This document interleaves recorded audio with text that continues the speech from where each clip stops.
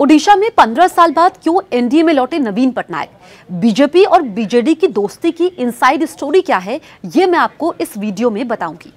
दरअसल एनडीए का कुनबा लगातार बढ़ रहा है। हमने देखा बिहार में नीतीश कुमार की एनडीए में वापसी होती है और उधर ओडिशा में नवीन पटनायक भी 15 साल बाद एनडीए में वापसी करते हैं।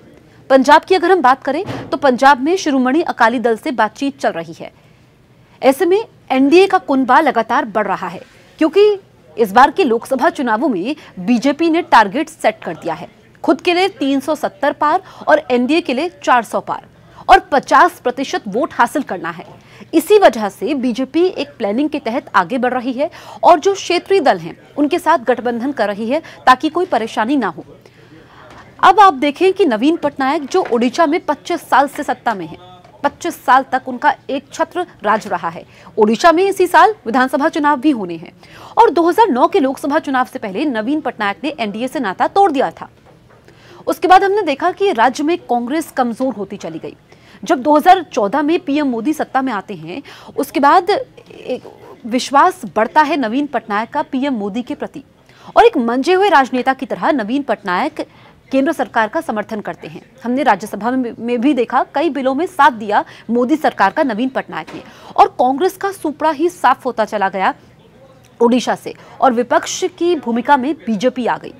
अगर हम 2019 के लोकसभा चुनाव की बात करें तो राज्य में 21 लोकसभा की सीटें हैं जिसमें बीजेपी 8 सीटों पर जीत दर्ज करती है, 12 सीटों पर बीजेडी जीत दर्ज करती है और 1 सीट पर कांग्रेस को जीत मिलती है।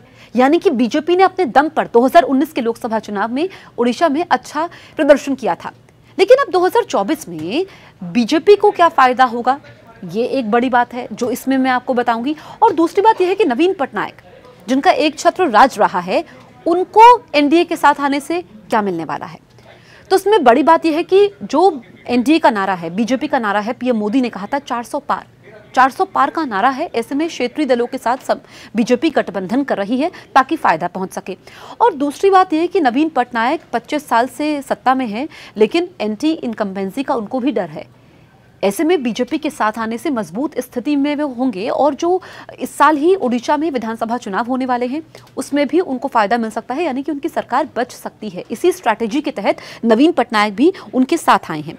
अब अगर हम देखें राज्यसभा में तो बहुत सारी बातों में साथ दिया। जब विपक्ष सर्जिकल स्ट्राइक के मुद्दे पर सबूत मांग रहा था सरकार से, तो फिर नवीन पटनायक ने, उनकी पार्टी ने साथ दिया था मोदी सरकार का। चाहे हम नोटबंदी की बात करें या हम जीएसटी बिल की बात करें या हम धारा 370 हटाने के बिल पर बात करें, सब में साथ दिया गया था।